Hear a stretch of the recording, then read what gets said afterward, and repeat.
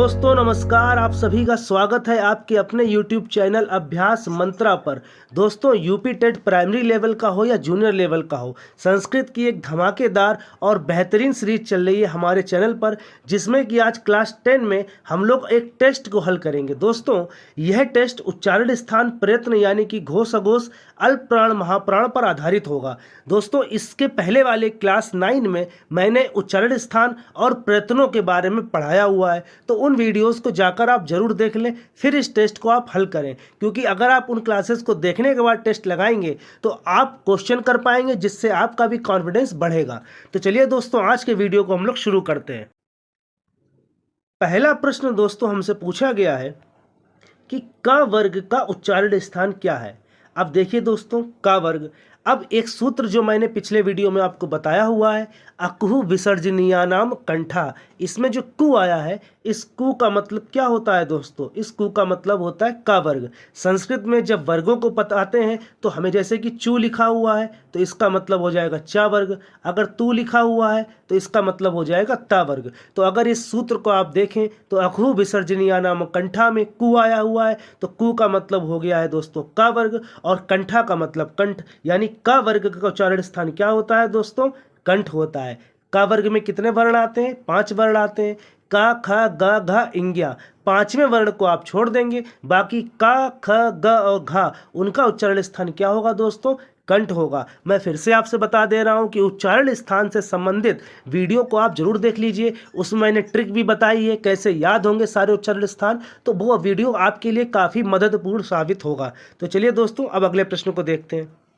अगला प्रश्न हमसे पूछा गया है स का उच्चारण स्थान क्या है। अब इसकी भी मैंने एक सूत्र आपको याद कराया था दोस्तों, याद करने की ट्रिक और तरीका भी मैंने पिछले वीडियो में बताया था। तो इसकी ट्रिक क्या थी? ऋतु रसाणाम मूर्धा। तो इसमें देखिए कौन कौन से वर्ण आएंगे, तो एक तो री आ जाएगा, उसके बाद में टू लिखा हुआ है तो टू का मतलब टा वर्ग हो गया, यानी टा ठा डा ढा और णा नहीं, केवल 4 वर्ण।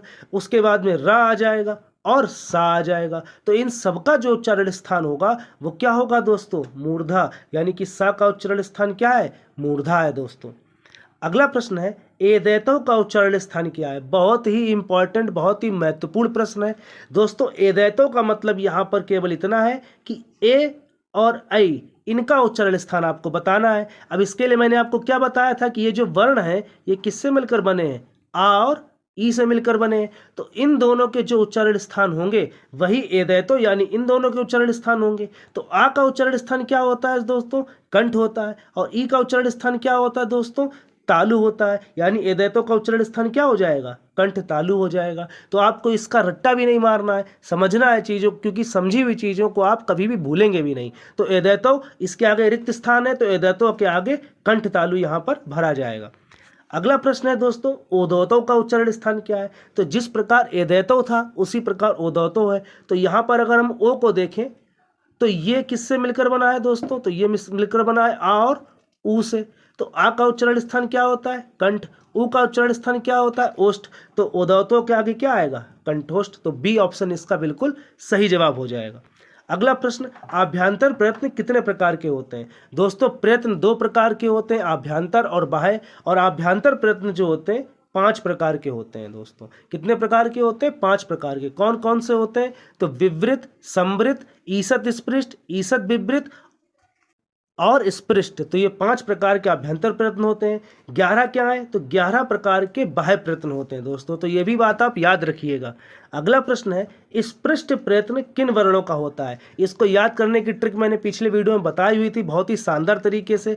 स्पृष्ट लिखा हुआ है तो स्पृष्ट का मतलब होता है छुआ हुआ। स्पृष्ट किससे बना है? तो स्पर्श से बना है। स्पर्श का मतलब छूना। तो स्पृष्ट प्रयत्न किन वर्णों का होगा? स्पर्श व्यंजनों का होगा। स्पर्श व्यंजन संख्या में कितने होते हैं? तो 25 होते हैं। कितने वर्ग आते हैं इसमें? वही 5 वर्ग आते हैं, क वर्ग, च वर्ग, ट वर्ग, त वर्ग और प वर्ग। तो इसका सही जवाब क्या होगा? ऑप्शन बी स्पर्श व्यंजन। अगला प्रश्न है ईसत स्पृष्ट प्रयत्न किन वर्णों का होता है? दोस्तों ईसत स्पृष्ट आभ्यंतर प्रयत्न का प्रकार होता है और ईसत स्पृष्ट के आगे एक सूत्र मैंने बताया था, ईसत स्पृष्टम अंतःस्थानम। दोस्तों आपको इस सूत्र याद करने की बहुत ज़रूरत नहीं है, लेकिन अगर आप हमारे उस प्रयत्न वाले वीडियो को देखिएगा जाके, उसकी लिंक डिस्क्रिप्शन में है, आप प्लेलिस्ट से भी चेक कर सकते हैं। उसमें मैंने आपको एक तरीका बताया हुआ है कि कैसे आप क्रम से याद करेंगे तो आप प्रयत्नों में कभी कंफ्यूज नहीं होंगे। तो ईसत स्पृष्टम अंतःस्थानम, अंतस्थ वर्णों का ईसत स्पृष्ट प्रयत्न होता है। तो इसका सही जवाब होगा दोस्तों ऑप्शन ए, यारा लावा। अगला प्रश्न है विवृत प्रयत्न किसका होता है? देखिए दोस्तों, विवृतम स्वराणाम, ये जो सूत्र आप लिखा दिखाई पड़ रहा है ये याद रखिएगा, क्योंकि हो सकता है कि विवृत के आगे खाली जगह छोड़ दे तो वहां पर आपको भरना पड़ेगा। तो विवृतम स्वराणाम, तो यानी विवृत प्रयत्न किसका होता है? सभी स्वरों का विवृत प्रयत्न होता है। तो ऑप्शन बी इसका बिल्कुल सही जवाब हो जाएगा। अगला प्रश्न है प्रयोग की अवस्था में आ का प्रयत्न क्या होता है? अब ये क्वेश्चन बहुत ही इंपॉर्टेंट है। देखिए दोस्तों, इस प्रश्न में मैंने आपको बताया कि विवृत प्रयत्न किसका होता है, तो स्वरों का होता है। अब स्वर में तो आ भी आता है, तो आ का भी प्रयत्न विवृत होता है। लेकिन अगर कभी भी प्रयोग की अवस्था में पूछा जाए और आ का प्रयत्न पूछा जाए और ऐसे लिखा हो प्रयोग की अवस्था में, तो वहां पर इसका आंसर होगा समृत। यह केवल इस अ वर्ण के लिए ही है, यानी ह्रस्व अ के लिए है, और प्रयोग की अवस्था में इसका समृत प्रयत्न होता है। तो बहुत इंपॉर्टेंट है, पिछले वीडियोज में भी आपको बताया गया है, तो ये बात आप याद रखिएगा। ऑप्शन बी इसका बिल्कुल सही जवाब हो जाएगा। अगला प्रश्न है अघोष वर्ण कौन से हैं? अब दोस्तों इसकी मैंने ट्रिक आपको क्या बताई थी कि अघोष और घोष एक दूसरे के उल्टे होते हैं, तो आपको केवल अघोष याद रखना है। तो अघोष की मैंने ट्रिक आपको क्या बताई थी?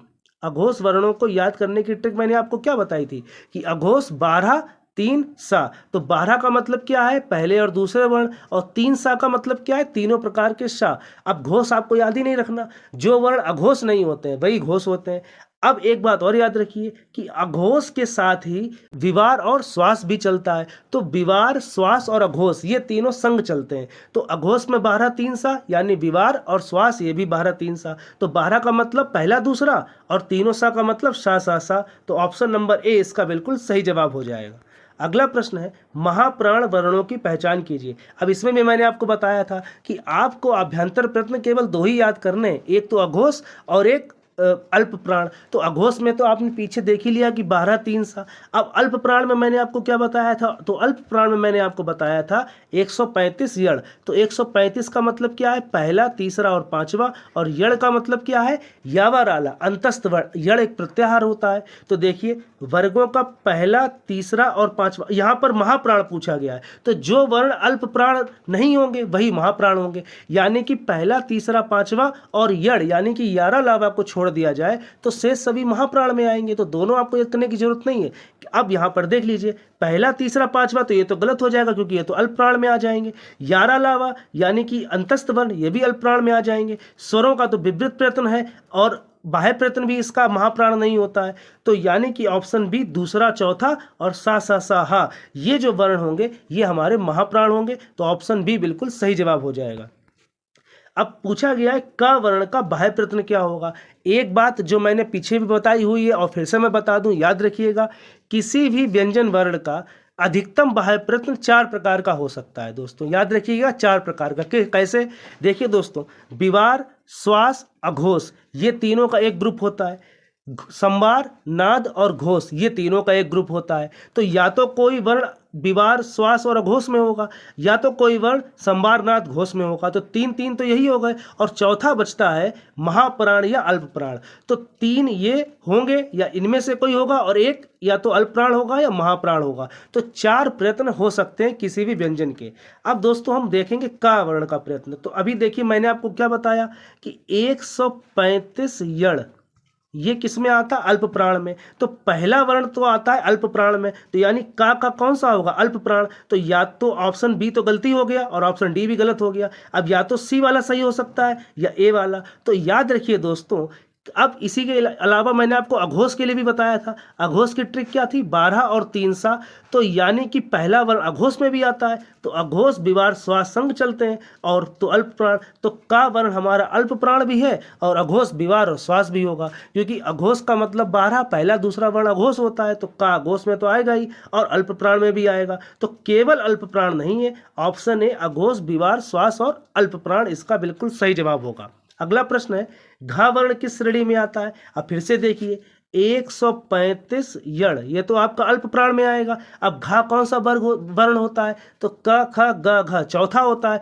यानी ये अल्प प्राण तो होगा नहीं, तो ये महाप्राण होगा, तो ऑप्शन बी बिल्कुल सही जवाब हो जाएगा। अगर आप अघोष और घोष की बात करें तो अघोष में कौन से वर्ण आते हैं? तो अघोष में आते हैं पहला और दूसरा, 12 3 सा, तो यानी घा जो होगा महाप्राण भी होगा और घोष भी होगा। तो ये भी बात इस तरीके से आप याद रख सकते हैं। अगला प्रश्न है, स्वर वर्णों के बाह्य प्रयत्न होते हैं, तो इसका ऑप्शन होगा, ऑप्शन है उदात्त, अनुदात्त और स्वरित। ठीक, याद रखिएगा, बाह्य प्रयत्न 11 प्रकार के होते हैं, तो स्वर वर्णों के उदात्त, अनुदात्त और स्वरित होते हैं। इनके बारे में आपको डिटेल में ज़्यादा नहीं पढ़ना है।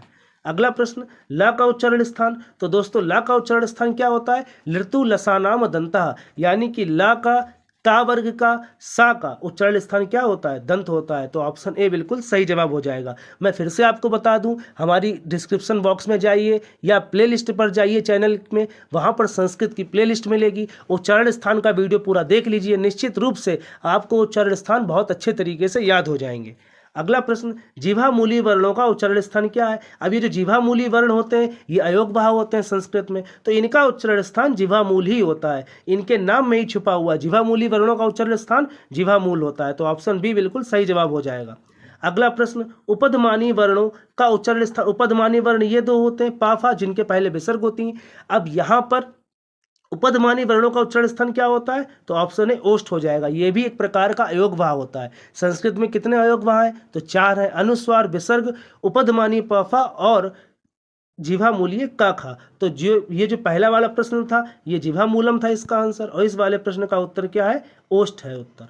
अगला प्रश्न है, निम्नलिखित में से कौन सा वर्ण घोष नहीं है? अब फिर वही बात आती है, अघोष की ट्रिक मैंने आपको क्या बताई थी? आपको केवल अघोष याद रखना है, 12 और 3 सा, तो 12 का मतलब पहला दूसरा, तो पहला दूसरा वर्ण जो होता है वो अघोष होता है। तो देखिए, गा तो तीसरा वर्ण है, जा तीसरा वर्ण है, दा तीसरा वर्ण है, का पहला वर्ण है, तो ये तो हमारा घोष हो गया, तो यानी कि का जो है अघोष हो गया, तो यानी कि ऑप्शन का ही बिल्कुल सही है, सी बिल्कुल सही है, क्योंकि घोष नहीं पूछा गया है। तो घोष कौन सा नहीं है? का, क्योंकि वो तो अघोष में आता है, तो ऑप्शन सी इसका बिल्कुल सही जवाब हो जाएगा।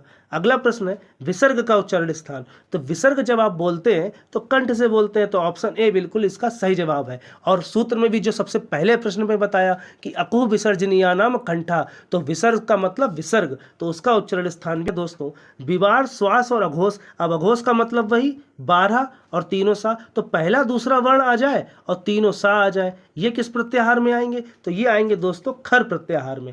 खर प्रत्याहार में पहला दूसरा वर्ण आता है और तीनों सा आते हैं। दोस्तों, किसी भी प्रकार का कोई डाउट हो तो कमेंट बॉक्स में जरूर लिखिएगा। आज के वीडियो में इतना ही। अगर आपको वीडियो से संबंधित कोई प्रश्न हो, कोई भी कन्फ्यूजन हो, तो कमेंट बॉक्स में लिखिएगा। चैनल पर अगर आप नए हैं तो चैनल को सब्सक्राइब कीजिए, वीडियो को लाइक और शेयर भी कीजिए। बहुत बहुत धन्यवाद दोस्तों।